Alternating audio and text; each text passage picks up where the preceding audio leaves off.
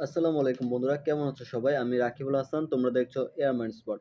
আজকের ভিডিওতে আমরা এসএসসি বাংলা প্রথম পত্রের যাব আমি তোমার দেশে কবিতার সৃজনশীল প্রশ্ন বুট বইয়ের সৃজনশীল প্রশ্ন নিয়ে আলোচনা করব।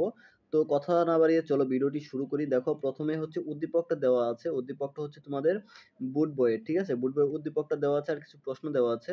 আমি ভিডিও বড় হয়ে যাবে দেখে শুধু সরাসরি আমি উত্তরে চলে যাচ্ছি। প্রশ্নগুলো তোমরা তোমাদের বই থেকে কালেক্ট করে নেবে, ঠিক আছে? দেখো, ক নম্বর প্রশ্নের উত্তর হচ্ছে যাব আমি তোমার দেশে কবিতাটি লিখেছেন কবি জসিম উদ্দিন।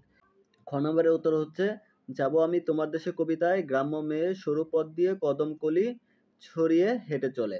এই চিত্রগ্রহণের মাধ্যমে কবি গ্রামের সহজ সরল সুন্দর জীবনের একটি রূপ উপস্থাপন করেছেন। এই পথে হাঁটার মধ্যেই পল্লী জীবনের সরলতা ও মাধুর্য প্রকাশ পেয়েছে। সেই গ্রামের পথে কদম ফুল ফুটে, মেঠু পথে বাতাস বইছে, আর সেই পথেই গ্রামীণ মেয়ে নিজের স্নিগ্ধ উপস্থিতি নিয়ে এগিয়ে চলে। তারপর ঘ দেখো, উদ্দীপকে শহরের দুই বন্ধুর গ্রাম দেখার যে ব্যাকুলতা প্রকাশ পেয়েছে তা পাঠ্য কবিতা যাব আমি তোমার দেশে তেও প্রকাশিত হয়েছে।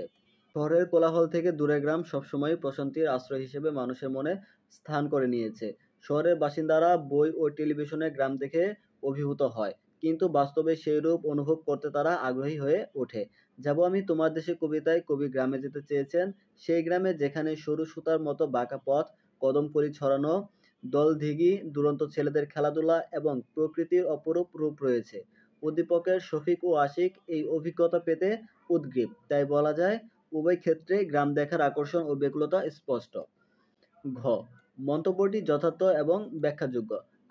যাব আমি তোমার দেশে কবিতায় কবি যে পল্লীগ্রামে বর্ণনা দিয়েছেন সেখানে রয়েছে ধান, কাউনের ক্ষেত, বনের শীর্ষে আকাশ, পায়ের কাছে দিকহারা মাঠ, ডাহুক পাখির ডাক, পল্লী দুলালের সঙ্গ, মেঠু পথ, দলদিঘিতে সাঁতার কাটা এবং রক্তকমল তোলা। এই সবকিছু কবির হৃদয়ে এক অনির্বচনীয় টান সৃষ্টি করেছে, যা তাকে গ্রামে যেতে বাধ্য করেছে। শাহেদ তার বন্ধুদের কাছে নিজের গ্রামের যে বর্ণনা দিয়েছে, বনবনানী, ফুল, পাখি, শাপলা, মেঠোপথ ও দুরন্ত ছেলে মেয়েদের কথায়, তা সম্পূর্ণরূপে কবিতায় পল্লীগ্রামের সাথে সাদৃশ্যপূর্ণ। শহরের দুই বন্ধু এই বর্ণনা শুনে যেমন মুগ্ধ হয়েছে, তেমনি কবিও পল্লীর টানে আকৃষ্ট হয়ে গ্রামে যাওয়ার সিদ্ধান্ত নিয়েছেন। অতএব বলা যায় শাহেদের বর্ণনা কবিতার পল্লীগ্রামের রূপকেই প্রতিফলিত করেছে, একটি শহরে ও গ্রামীণ জীবনের মধ্যকার চিরন্তন টানকেই প্রকাশিত করে। ভিডিওটি ভালো লাগলে অবশ্যই আমাদের চ্যানেলটিকে সাবস্ক্রাইব করবে এবং এরকম ভিডিও পেতে অবশ্যই পাশে থাকা বেল আইকনটিতে ক্লিক করে দিবে।